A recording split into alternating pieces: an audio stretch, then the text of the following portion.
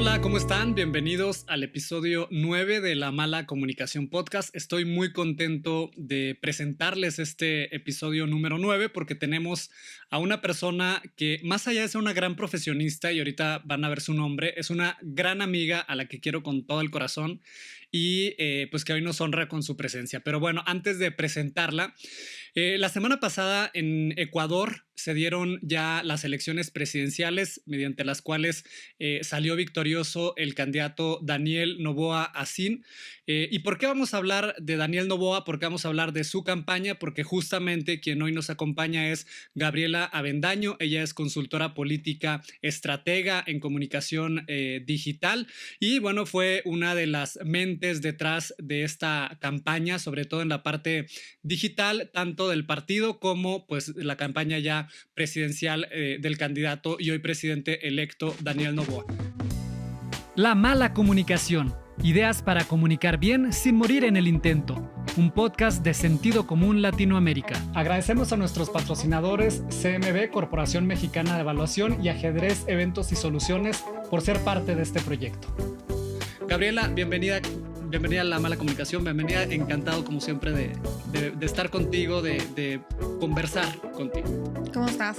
Muchas gracias. Yo quiero preguntarte más bien, ¿cómo estás tú? Una semana después del triunfo de Daniel Noboa, que todas las encuestas decían, ¿esto se lo lleva él o se lo lleva Luisa? Sí. Y terminó llevándoselo Daniel casi por 12 puntos de diferencia. Casi por 12 puntos de diferencia.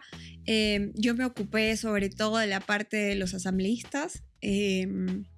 Ahí pude destacar la parte de la campaña macro y la campaña micro, obviamente enfocado en el tema digital y de comunicación. El presidente tiene su propio equipo desde hace mucho tiempo, que somos compañeros, todos un equipo, pero todavía no es que no me lo creo, la verdad es que con el presidente desde hace 5 años que trabajamos juntos, las cosas imposibles siempre son posibles. Hemos desafiado absolutamente todo. Nos hemos dado el gusto de silenciar a algunas personas. Esta campaña ha sido muy emocional porque el país tenía un manojo de esperanza. Nosotros entendíamos que eso era lo que teníamos que hacer, pero con acciones. Veníamos a ser, bueno, el presidente viene a ser gobierno. Era casi una reelección, no es una reelección porque él culminó un periodo anterior, entonces legalmente no era reelección, pero bueno, se vivió un poco así. Muy poco tiempo la campaña per se y muy contentos. Estamos creyéndonos aún la victoria, pero trabajando, sobre todo ellos que se quedaron allá, trabajando en lo que corresponde, que es el gobierno, el día a día. Para quienes no conozcan Ecuador, vamos a hablar un poquito del contexto. Yo tuve oportunidad de ir a Ecuador justo porque Gaby me invitó a algunas cosas en particular. Yo conocí allá Ecuador por otras campañas en otros años que estuve también allá, pero en esta ocasión Gaby me invitó a hacer algo en particular. Y nada más como para quienes nos estén escuchando, sobre todo los mexicanos que no identifican muy bien Ecuador, Ecuador tiene un problema grave de delincuencia, de violencia, de crimen organizado.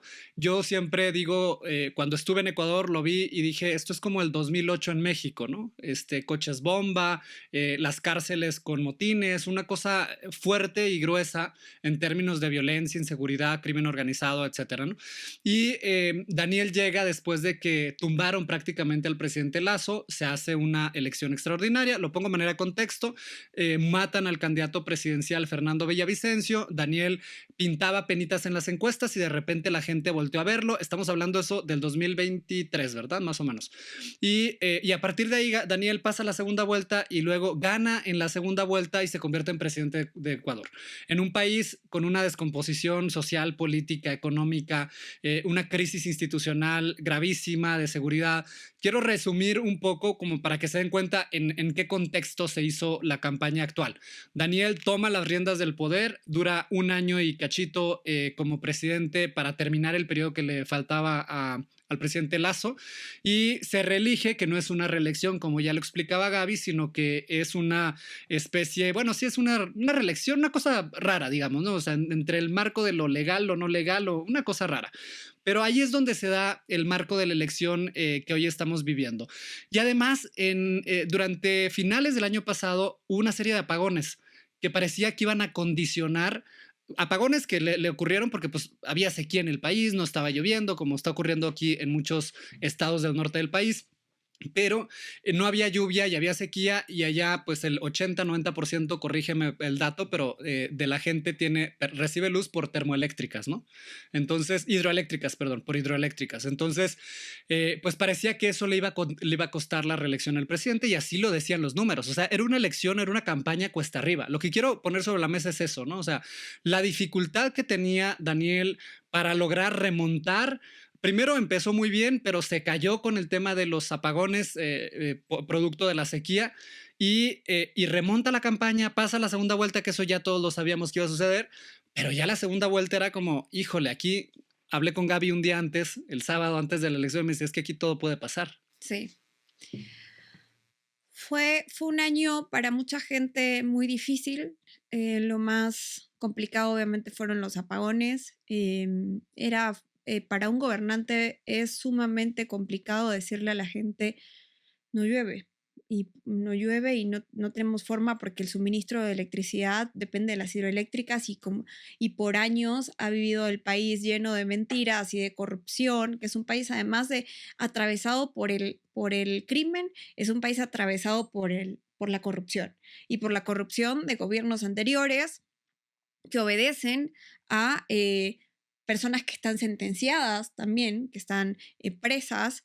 Entonces, no es solamente la delincuencia organizada, es todo. Es un hilo que atraviesa a la gente por todos los frentes y que empobreció al país. Yo sí creo que ha sido un año, han sido 18 meses para el presidente Noboa sumamente complicados. Nada como el gobierno para mí es de las mejores cosas. Yo no soy parte de su gabinete, pero lo he vivido de cerca y tiene gente sumamente talentosa, pero sí es verdad que tuvimos mucha adversidad. Mucha gente decía, bueno, consultores externos me decían, es que Gaby, si eres gobierno deberías estar a la cabeza. Y yo le decía, qué imagen tan superficial de analizar una situación sociopolítica y socioeconómica, en el sentido de no decir, imagínate por todo lo que ha atravesado una persona como el presidente Daniel Noboa, se ha repuesto un montón de temas y le ha dado soluciones al país, que va cabeza a cabeza con una candidata de un partido que no gobierna hace 8 años. Es decir, la gente perdió de alguna manera, quienes votan con melancolía o porque elegían a ese partido político de enfrente. Muchos no tienen idea de qué fue el correísmo en ese momento. Entonces yo decía, aún así, vamos cabeza a cabeza.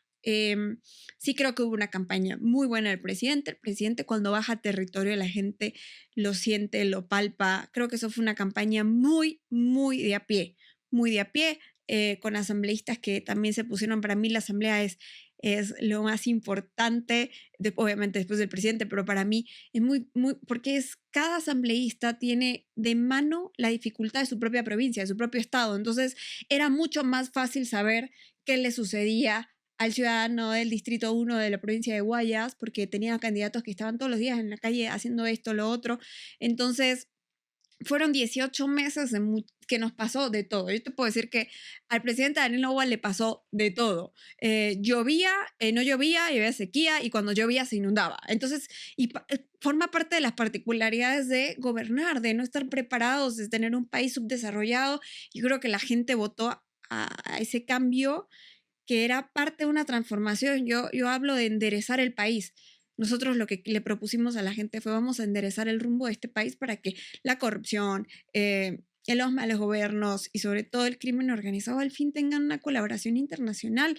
La verdad es que del otro lado la propuesta era también una parte de esperanza. Ellos vendían la vida, pero además ellos vendían un país más cerrado. Un país donde sus aliados son Nicolás Maduro, Daniel Ortega de Nicaragua. Entonces, ellos vendían una plataforma de propuestas que realmente yo como venezolana, a mí me asustaba. Pero hicimos todo lo que había que hacer. Yo creo que fuimos un relojito. La segunda vuelta fue un llamado de atención. La primera vuelta fue un llamado de atención. Entraron muchísimos asambleístas. Estoy muy orgullosa. Hicimos una campaña que se llama Una Asamblea Distinta. Ese concepto sí me lo puedo apropiar con mucho orgullo porque en realidad viene de estudios de saber que la gente quería algo distinto, un país distinto, un país diferente, y todos los focus y los estudios y los números nos daban diferente. Pero bueno, eran dos propuestas muy atractivas para la gente. Había gente que todavía vive en una suerte de melancolía, porque también cuando la vereda de enfrente gobernó, el petróleo estaba muy, muy costoso y había mucho dinero en la calle. Entonces, Ecuador además está dolarizado, entonces él se sentía la prosperidad económica, pero lo que terminó pasando también es que, bueno, ese proyecto también pues, cometió errores, ¿no? Y ahorita decías un cambio. Yo me acuerdo, Ricardo Amado, un querido profesor de la maestría, mentor, con el que trabajé también un tiempo, él siempre decía que el cambio no se lo puedes regalar a tu adversario. Sí. Y esto ya nos vamos un poco más como directo a la campaña para los frikis que les gustan las campañas políticas y que nos están escuchando. Decía Ricardo, el cambio no se le puedes regalar a tu adversario porque la gente siempre quiere cambio. Aunque estés bien, vas a querer ciertos toques de cambio. Cuando yo estaba allá, y es muy difícil en particular en Ecuador porque, a ver, Daniel Noboa ya era presidente y él tenía que quedarse y apropiarse del cambio, porque la gente, cuando tú le preguntabas, la gente quiere un país diferente, la gente quiere cambio, pero no le puedes regalar ese cambio, que además, como Daniel lo venía encabezando, él venía encabezando ese gobierno de cambio, pero decían, oye, ¿cómo hablar de continuidad? No, no hables de continuidad, porque la gente lo que entiende con la continuidad es la continuidad de los problemas, la continuidad del status quo que tiene el país.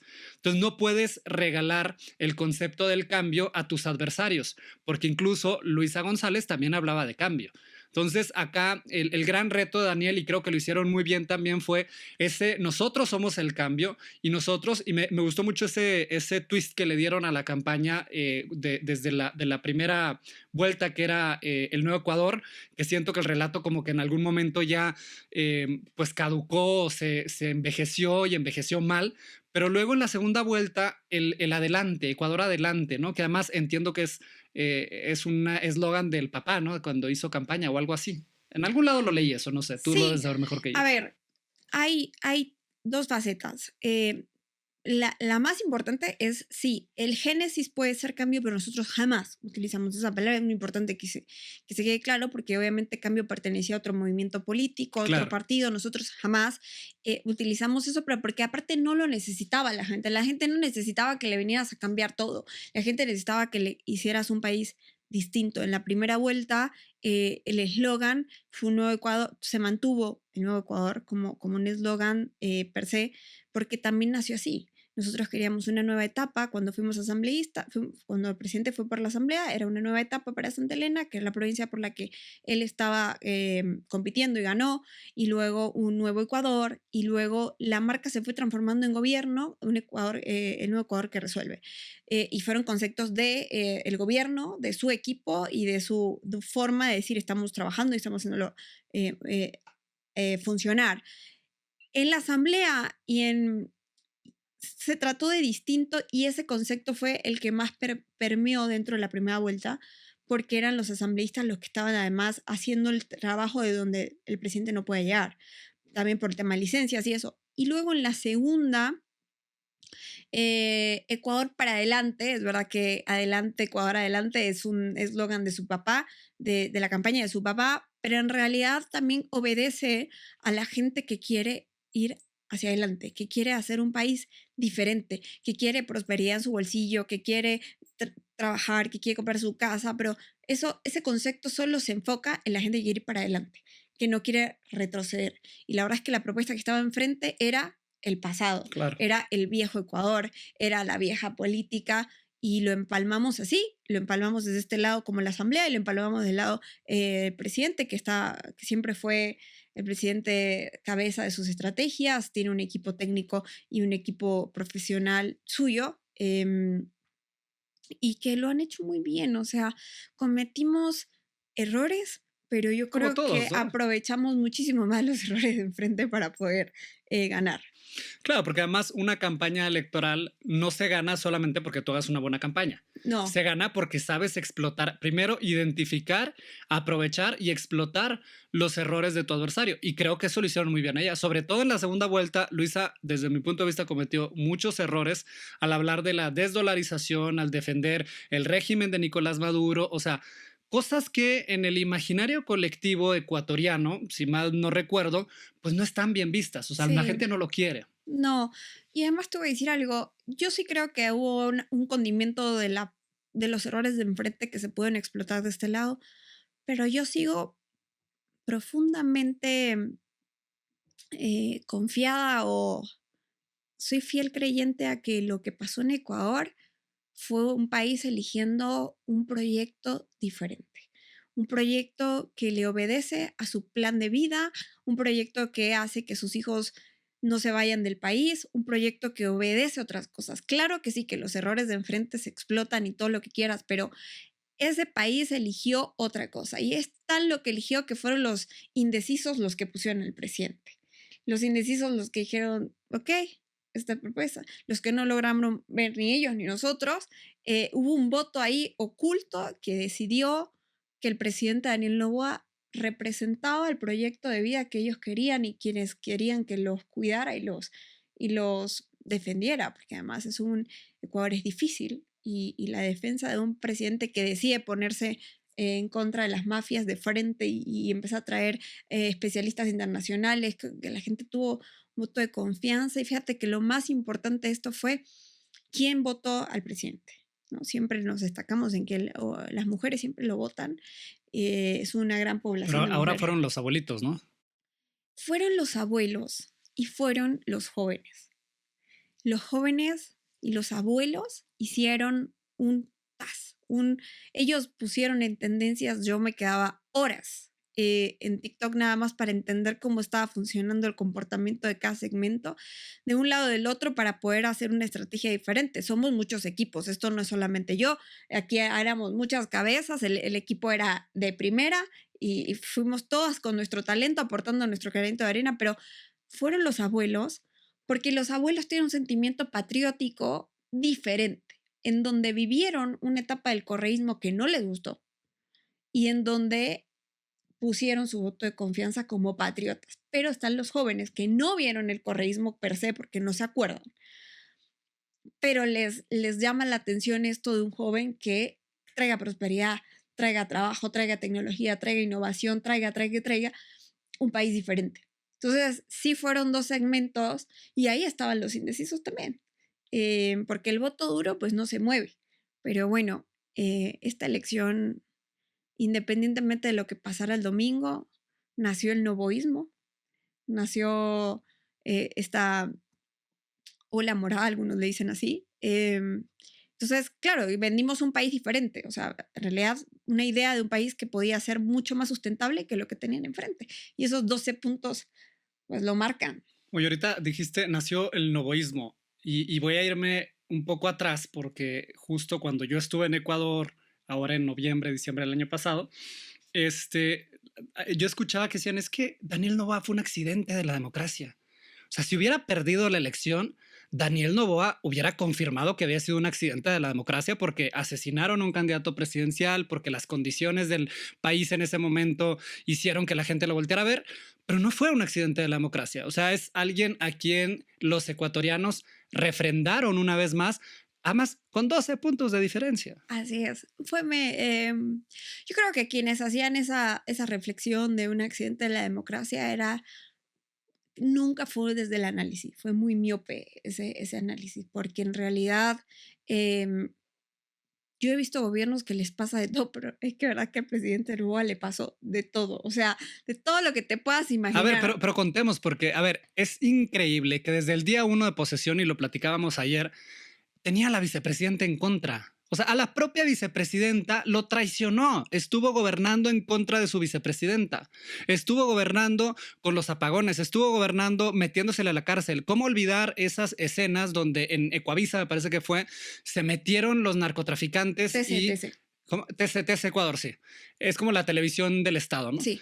Se metieron ahí y fue a generar terror, miedo en vivo en los noticieros. Entonces, todo eso le tocó enfrentar a Daniel Noboa, pero justamente también, yo siempre lo digo, a los líderes se les conoce su madera en los tiempos de crisis. En los tiempos de crisis. Y ahí es donde Daniel también sacó el cobre y donde mucha gente dijo, este cabrón es valiente. Eso es. Yo creo que le pasaron eso, justo un montón de contextos de la vicepresidenta. Poco tengo que acotar. La verdad es que la historia juzgará, ¿no? Pero sí te puedo decir algo que pasó en función de eso y me gustaría que quede aquí, es la cantidad de talento de mujeres que tiene el presidente Daniel Noboa. desde su secretaria de comunicación hasta su secretaria de contenido, desde Cynthia Guilibert, desde su nueva ministra de Energía y Minas, que es Aria Moya, hay una cantidad de talento femenino que justo a raíz de esta polémica que surgió con esta señora, se trató de poner en la agenda que era misógino y que era violentador, violento y eso. Y yo te digo, no hay mayor fe de que eso es mentira que el gabinete que tiene. Nosotros tenemos un ministerio de gobierno, un ministerio de la mujer, y también un ministerio muy, muy fuerte en desnutrición infantil, que ahora es la vicepresidenta, María José Pinto, que también llevó adelante, es un problema de Ecuador desde hace mucho tiempo, que es desnutrición infantil sobre todo y crónico en muchas provincias. Entonces, sí quise dejar en la mesa este mito, ¿no? De que las mujeres y que Daniel Noboa, ¿no? O sea, somos muchas las mujeres, muchas, sobre todo las que ocupan puestos de poder. Yo estoy muy externa a todo eso, yo no pertenezco al gabinete, pero sí que se aprende de las mujeres que tiene, son tan valiosas, todas, desde una gobernadora, todas. Entonces, sí me gusta esto de que la polémica, sí, hubo muchas cosas. Desde que inició, a él yo lo conozco como un perseverante. Nunca se rinde, nunca. Siempre ha sido una persona que en los peores momentos yo le dije, dulces son los frutos de la adversidad, porque así ha sido. Desde el primer día, cuando él quiso ser candidato a la asamblea, que medía 0,0000 de conocimiento de foto, que estaba yo entregándole la encuesta a 2 de llorar, le dije, ¿qué vamos a hacer? Y trabajó de punta a punta incansablemente en una provincia que era sumamente correísta. Él venía de ser un outsider para muchos y otros era un niño rico que quería ser asambleísta, entonces, y ganó.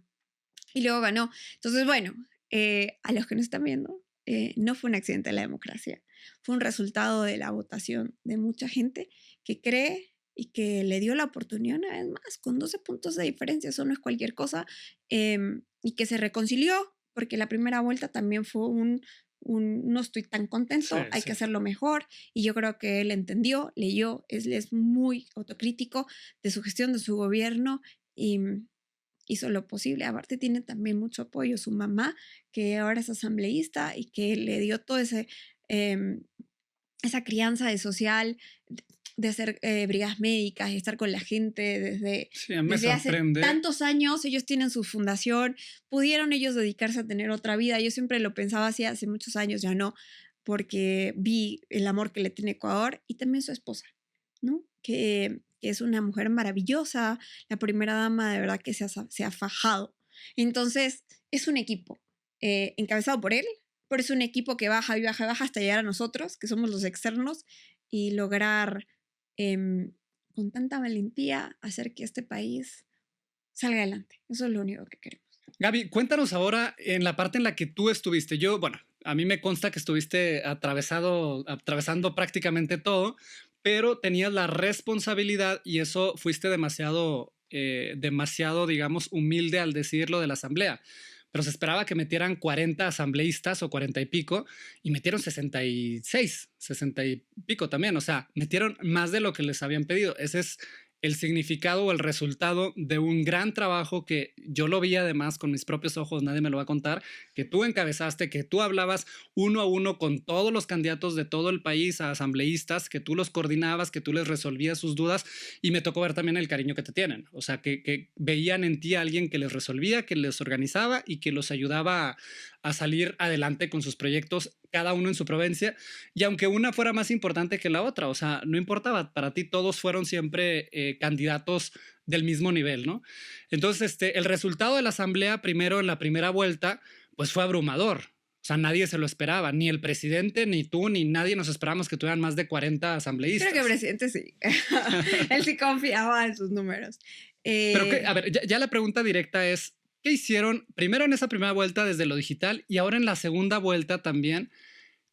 ¿Qué tanto peso tuvo la comunicación digital, que cada vez tiene más peso que la comunicación, digamos, en medios tradicionales o lo que sea, pero las redes sociales? cómo participaron las redes sociales o qué peso tuvieron para lograr el éxito que obtuvieron? Mira, te voy a decir, yo hago estrategia digital, pero te voy a decir, siempre tengo un lema, es desde de la tierra al aire, no al revés.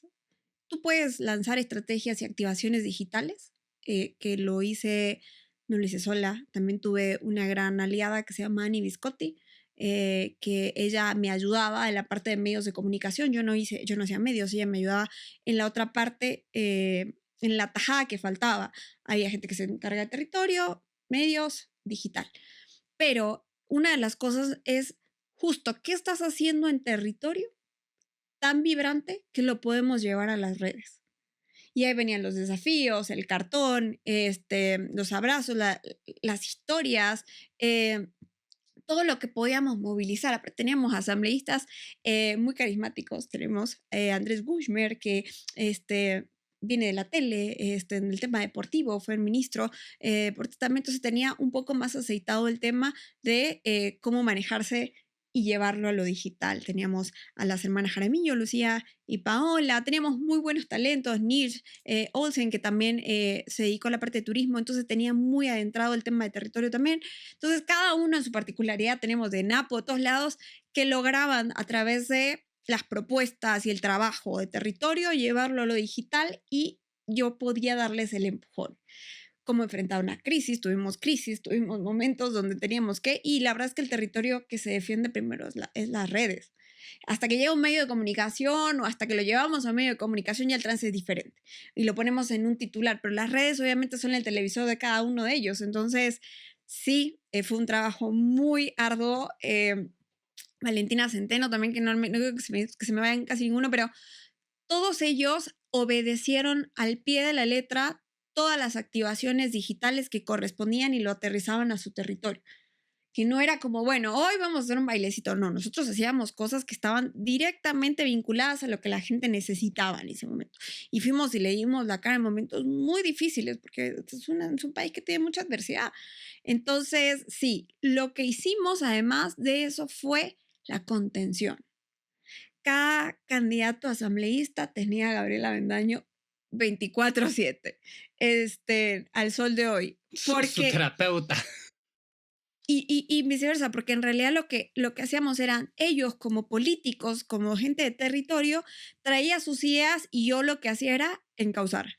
No se puede como un gurú, ¿no? Esto de los golden ya pasó, yo no soy golden, yo no soy una gurú, yo no soy una divina, yo solo agarro datos, agarro estrategia, agarro contenido y agarro también la experiencia de ellos, que son los que más conocen su país. Gaby, ¿cuál fue el momento personal?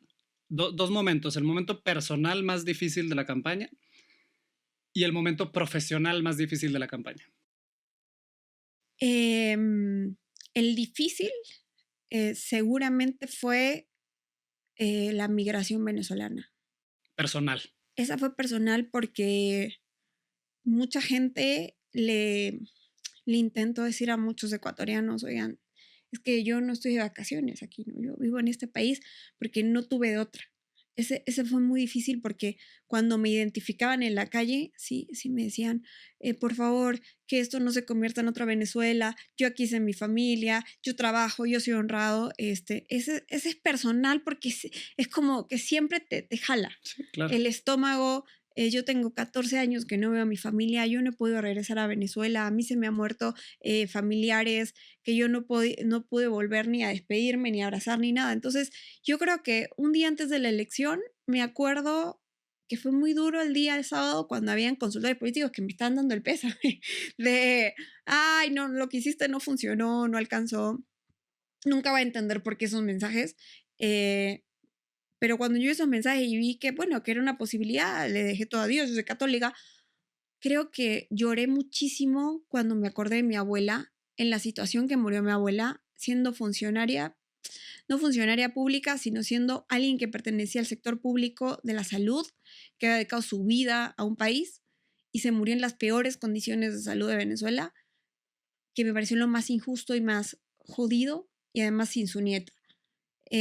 Yo lloré mucho y le pedí a ella muchísimo que fuese lo que Dios quisiera, pero sí me acordé mucho que había mucha gente que estaba que estaba muy miedosa de lo que pudiese ser. Ese fue, creo que son los momentos duros más personales. ¿Y el otro cuál era? El momento profesional más duro de la campaña. Creo que el momento más duro fue la primera vuelta. Más que la segunda. En la primera ya era, a ver, todo el mundo sabíamos que Daniel y Luis iban a pasar.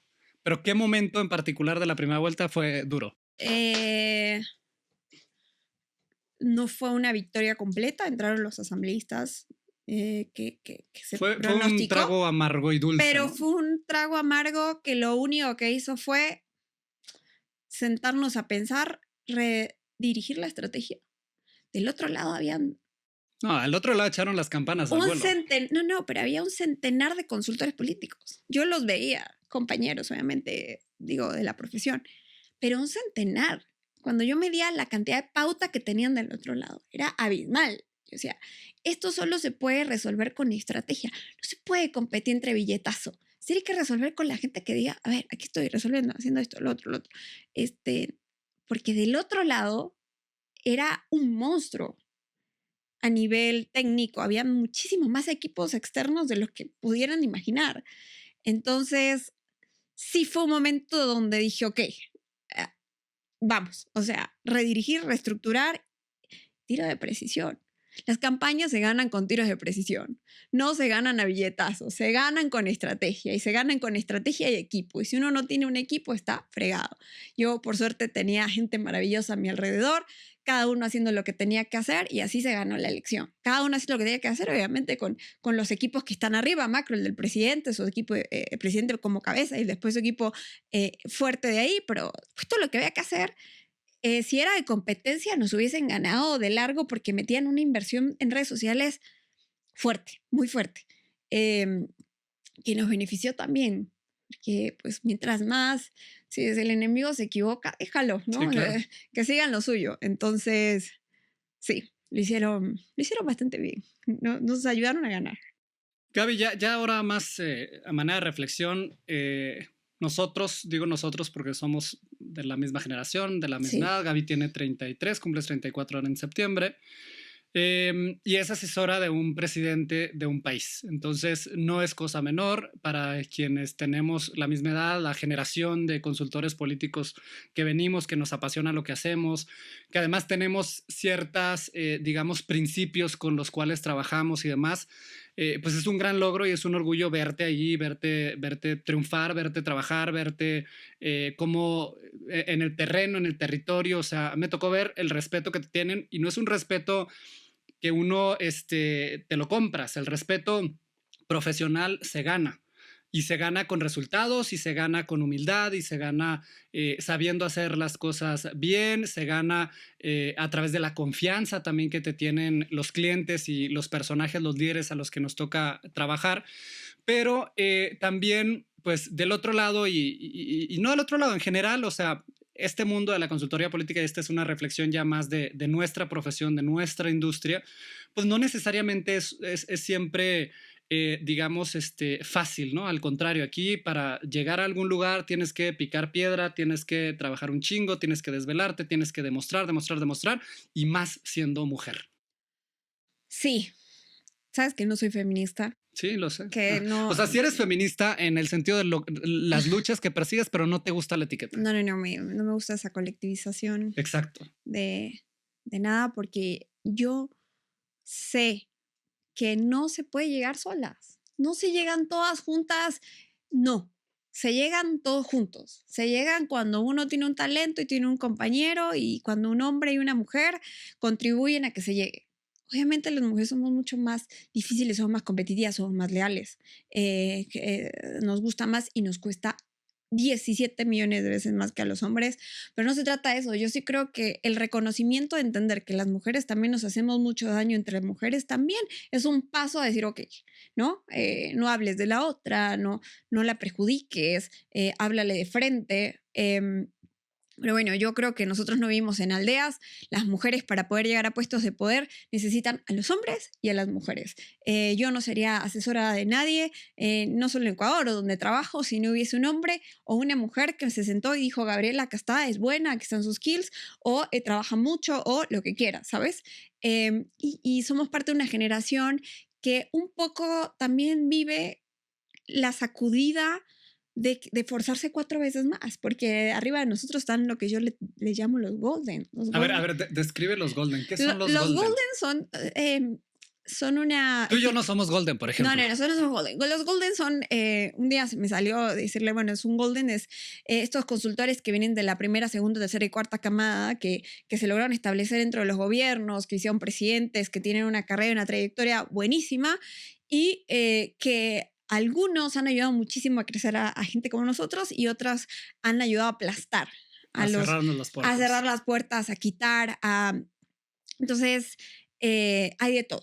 Hay goldens espectaculares, que son consultores políticos profesionales. Hay mujeres golden que se han hecho paso. Gisela Ruach, que está aquí, Alejandra Sota, Ana Laura Arroyo. Yo creo que son mujeres que se han rajado y que han logrado abrirle camino a otras mujeres. Pero hay otro tipo de golden de que un poco han hecho que a los que empezamos, porque todavía estamos muy jóvenes, se les haga un poco más difícil la tarea. Yo creo que nosotros somos una generación diferente.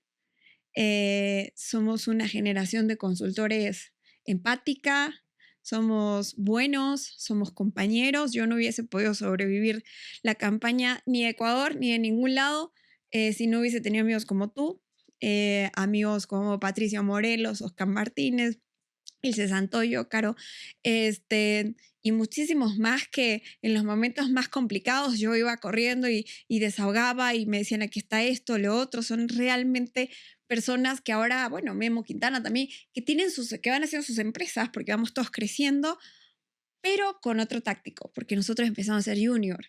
Entonces conocemos lo que es vivir al día, sí. Lo que es empezar tomando una foto en un celular. Yo empecé así, siendo asistente, siendo secretario y luego ascendiendo, y tuvimos personas increíbles que seguro tú tienes, que te dieron la mano y te ayudaron a subir. Yo obviamente en la cumbre aprendí muchísimo con quien estuve, pero además mi último paso para poder llegar a este lugar lo hizo Federico Suárez, que me dio la oportunidad en Buenos Aires, Argentina, de ver un talento en mí y decir: no, hija, venga, usted está para un poquito más, suba, ya aquí ya perdió la oportunidad, ya gastó todas las oportunidades porque la supo aprovechar, ya estudió, ya hizo lo otro, pero Federico Suárez sin duda es una persona que a mí me ayudó a llegar aquí.